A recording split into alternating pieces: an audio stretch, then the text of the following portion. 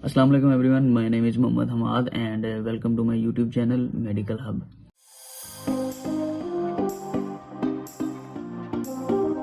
आज की वीडियो में मैं आपको नोविडेट के बारे में बताऊंगा। तो नोविडेट में जो फॉर्मूला यूज होता है यानी इसका जो जेनेरिक नेम है वो है सिप्रोफ्लोक्सासिन।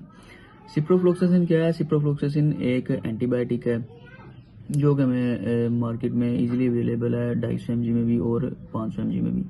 तो अब हम देखेंगे कि इसे हम किस लिए यूज़ कर सकते हैं। यानी अगर कोई हमें रिस्पायरेटरी ट्रैक इन्फेक्शन है, यानी अगर सांस की नाली में कोई बैक्टीरिया की वजह से इन्फेक्शन हो गया है, उसके लिए भी हम इसे इस्तेमाल कर सकते हैं।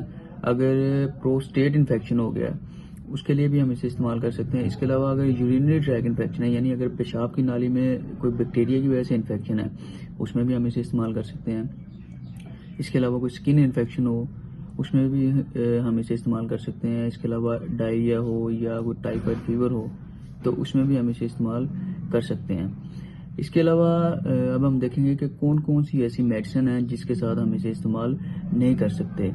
तो पहली जो मेडिसिन है वो है मल्टीविटामिन। तो मल्टीविटामिन के साथ हम इसे इस्तेमाल नहीं कर सकते। अगर हम कर रहे हैं तो हमें कोशिश करनी चाहिए कि मल्टीविटामिन लेने से 2 घंटे पहले इसे इस्तेमाल करें या मल्टीविटामिन लेने के 2 घंटे बाद इसे इस्तेमाल करें।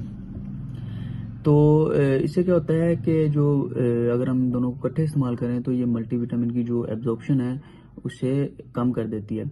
इसके अलावा हम इसे एंटी डायबिटिक जो मेडिसिन है उसके साथ भी इस्तेमाल नहीं कर सकते, क्योंकि एंटी डायबिटिक मेडिसिन के साथ ये होता है कि हमें हाइपोग्लाइसीमिक इफेक्ट्स हो सकते हैं, यानी हमारा जो शुगर लेवल है वो लो हो सकता है। इसलिए हम सिप्रोफ्लोक्सासिन को और एंटी डायबिटिक जो मेडिसिन है उन्हें इकट्ठे इस्तेमाल नहीं कर सकते। इसके अलावा वारफरिन एक मेडिसिन है, उसके साथ भी हम इसे इस्तेमाल नहीं कर सकते। वारफरिन एक ऐसी मेडिसिन है जो कि हमारे ब्लड को जो है वो जमने से रोकती है, यानी उसकी जो कोएगुलेशन है, कोएगुलेशन को रोकती है, ब्लड की मतलब थिक होने से ब्लड को रोकती है। तो अगर हम सिप्रोफ्लोक्सासिन को उसके साथ इस्तेमाल करेंगे तो ये उसकी जो इफेक्टिवनेस है उसे कम कर देगी, इसलिए हम इसे वारफरिन के साथ इस्तेमाल नहीं कर सकते।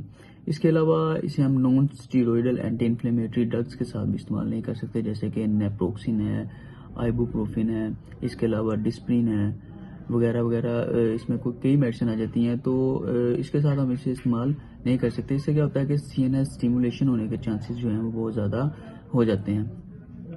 अब हम देखेंगे कि कौन सी ऐसी कंडीशंस हैं जिनमें हम इसे इस्तेमाल नहीं कर सकते।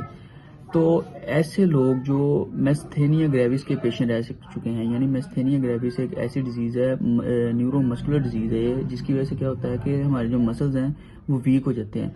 वो ऐसे लोग जो इस डिजीज़ के पेशेंट रह चुके हैं, यानी मैस्थेनिया ग्रेविस के पेशेंट रह चुके हैं, वो इसे इस्तेमाल ना करें।